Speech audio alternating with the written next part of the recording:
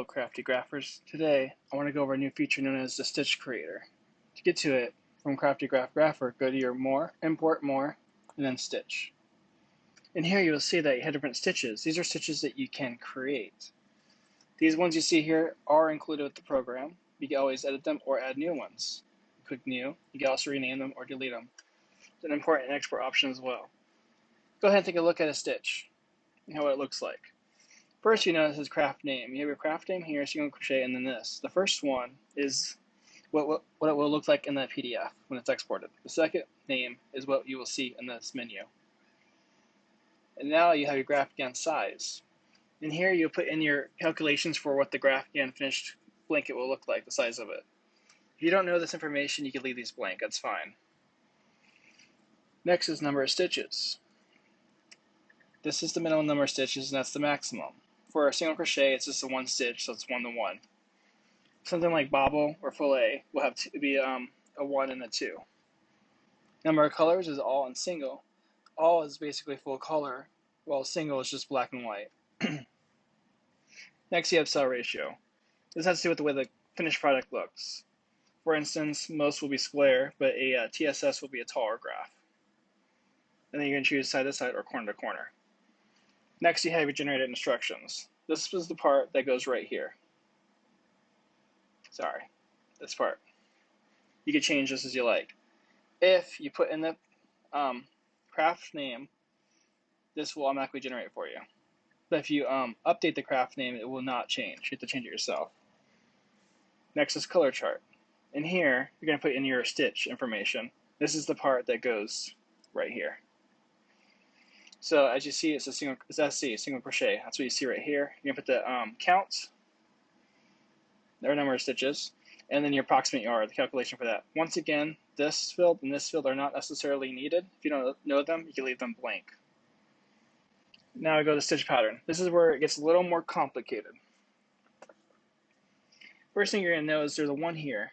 For now, let's ignore that. Next, you're going to have SC. This portion here, these two first fields, are for the written portion of the graph. So it's basically 1 to 1 ratio on the count to the color. You will also notice there's include stitch name and include color name. By default, color name is selected while stitch name isn't. You can choose if you want them or not. So for like a bobble graph, you're going to want to include a stitch name because there's multiple stitches. In a fillet, you're probably not going to want the color name. Next, you're going to see this right here, this field. Has a 1 in it. This is the pattern. For most graphs, you're going to just have 1 in there. And what that refers to is the boxes over here. So by typing that, you'll see how it lights these up. These are the pattern to which will show in the graph. So as you can see, this is how it looks. If I hold on one second, change this, I could choose from the way it looks on that visual portion. So I can make it look like that instead. I can also add more. For the most part, you're going to want to have a 1 to 1 ratio with your colors, to your color chart, to your stitch pattern. But you can create more, and I'll show that later with Bopple. And finally, let's go to stitch rules. You have your instructions, your first row, odd rows, even rows, last row, and notices. Let's look at instructions. Simply click on the check mark. When you first come here, you're going to have a plus mark, but click on the plus, same thing. And then you write your instructions here. You're going to have start side and end side for your, they're like variables. So you want right to left or left to right, or a bottom. In this case, this is bottom. So this will be bottom if you start from the bottom. If the user chooses to start from the top, it will be top. It replaces this with that word. And then you want your rows here going direction. Direction being right to left or left to right. Reverse direction is the opposite. And then finally chain, and then you want to put your calculation in. To do a calculation, you can do your brackets here. You can do 2 sideways brackets like that, and then 2 more, and you put your calculation in. And you can do 5 like, stuff like that. Basically, you're entering calculation. In this case, you're putting in chain the width. And there is width and height is acceptable here. I do want to point out as well, I forgot to mention here, as you see, width and height is here as well. These are keywords that tell the program that you use that as part of the calculation. And under color chart, you notice it's a stitch. Stitch is used here. This stitch refers to the number of pixels in the graph for that color. Next, you're going to notice first row, auto row, even row, last row. We don't need first row for this. Certain case situations you might. First row and last row will overwrite the row that they're on. So let's go ahead and look at auto rows first. Here I click forward. I put row in instructions, chain one turn. This comes to the end of the row. If you need something in the beginning, you can add instruction here is for the beginning. And then there's also set pattern. We're not going to worry about that yet. We will get set soon though. Even rows, we want to reverse it. This will cause it to go backwards. For a TSS, you'd have them both forward. But since it's a single crochet, you want to make sure it reverses. And then your last row, I simply have this just so it says graph complete. That's the only difference here. That when it gets to the last row, the last instruction says graph complete. But you can see right here. And once you're done, actually, click back. And once you're done, you click finalize. It says it looks good, you're good to go.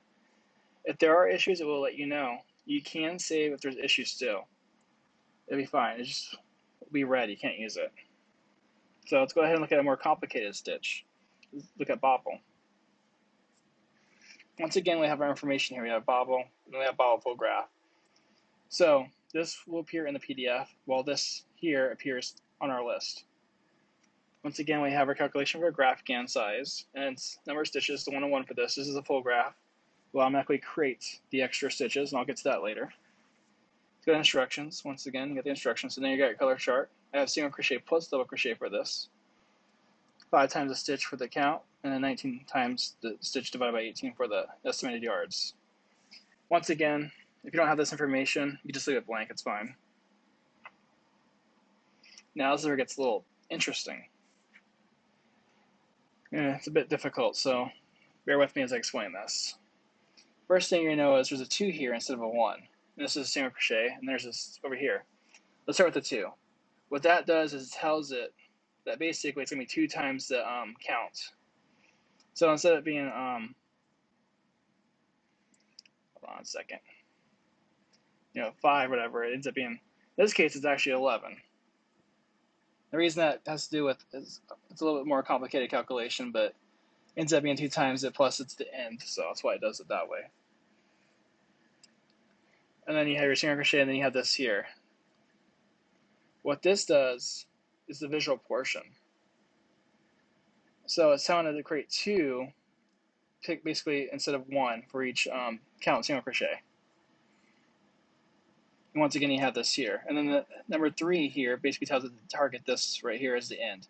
And what this right here is for the end. Since the Bopple ends up being an odd number, basically you have 2 times your stitch count, which ends here, and you have to add 1. So the 3 is saying, okay, when you get to the end, force this stitch to be here. So in this case, it's 1 single crochet stitch of this. And now we have a 2 for the popcorn stitch. And as you know, this is 1, 2, #3, or number sign, pound, whatever you want to call it. Once again, the 1 points to this, the 2 points to this. 2 has an outline on it. It's kind of hard to tell, but there is an outline on this block.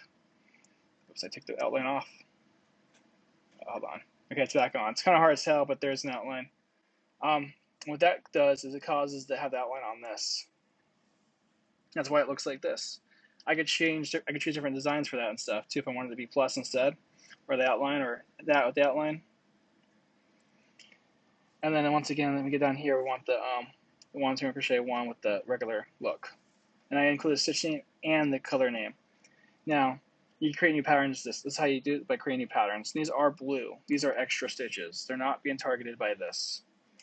Any stitch that's targeted will be brown. Let's go to stitch rules. Now I know it's a little different here. First thing, let's look at instructions. Once again, you see I have a start side in here, I have the direction, and then I have a little bit of a reference guide here. You're going to notice there's extra stuff here. This is because each row is actually 2 rows. So the auto row 1 is going to have 2. It's going to go right and then left. This is a little confusing. This just means forward. But by default, the stitch is bound to the first stitch 1 in the graph is bound to the stitch 1 in the pattern, but you can override that. That's what the set patterns for. So let's go down here. What I'm telling this right here is I'm setting the first stitch from the graph to pattern 2, which is right here. And that is what is creating the second row. So I'm overriding the default behavior. So the first row looks like this, and the second row looks like this. Sorry. First row looks like this. And the second row looks like this. Hopefully you can see the mouse cursor. That's what that's telling it. And then the last row I have to override because it has an extra row to finish it off. Since we need an extra row here, so the last row is going to look like this.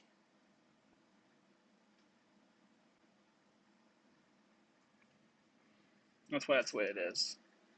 And once it's done, you click finish, finalize.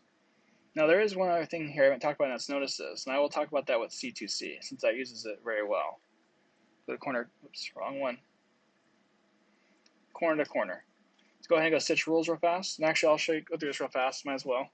As you can see, everything's basically the same. It does have corner to corner here instead of side to side.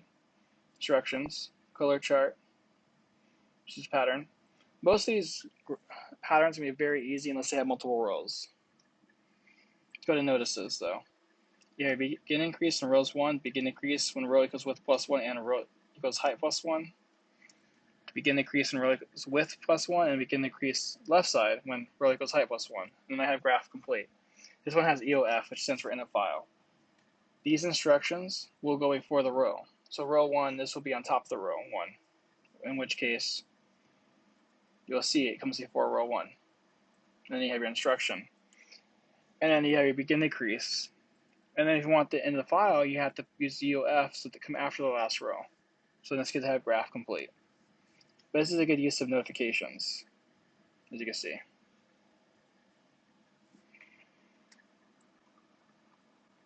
So there is a lot here, but overall, it's not too difficult to make a new stitch. I can easily do one. Let's go ahead and say, testing, right? Just as a quick name. We're gonna call it our testing stitch. I don't know the graphkin width size, so I'm gonna leave that blank. Number of stitches to say 1. Number of colors, all square, side to side. Let's just leave that the way it is. Actually, in fact, I don't even need this.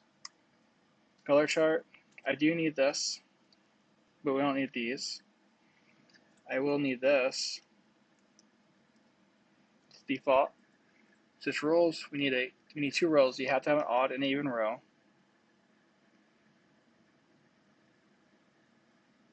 And just like that, I create a new stitch. So, for the most part, it's not too difficult. The main thing is when you get something like Bopple, where you have a lot of extra rows that might get a little difficult. In this case, here's a good example of 2 stitches. So this is 2 to 2. I have my chain and my DC here. And then once again, you see they match for the most part 1 to 1. Stitch 1 goes to stitch 1. Stitch 2 goes to stitch 2. And that's outlined as well. And I go here and also want to point out, if you ever have your stitches in the wrong order, you can drag to switch them around. Go in here, you have my first row, which is forward, my second row, which is reversed. Once again, I don't have anything in here. It's very simple. Now, let's say if I did want it, so if you notice, you can add new rows by doing this, right? You click it, it's already added. It won't work now because, or actually it will work in this case, because I have auto row, even row, but let's go ahead and remove this. And let's go ahead and remove this. You can remove it by right clicking. Now I'm missing an auto row. You will notice it says even row and auto row must be defined. If I save it, it will give me a message saying, hey, there's an error, do you want to save anyways? Which you can, it just turns red. I can no longer use that in the exporting. Additional to this, you can also right click, make something always visible, only when available, and never visible. I hope this tutorial has helped you. Thank you.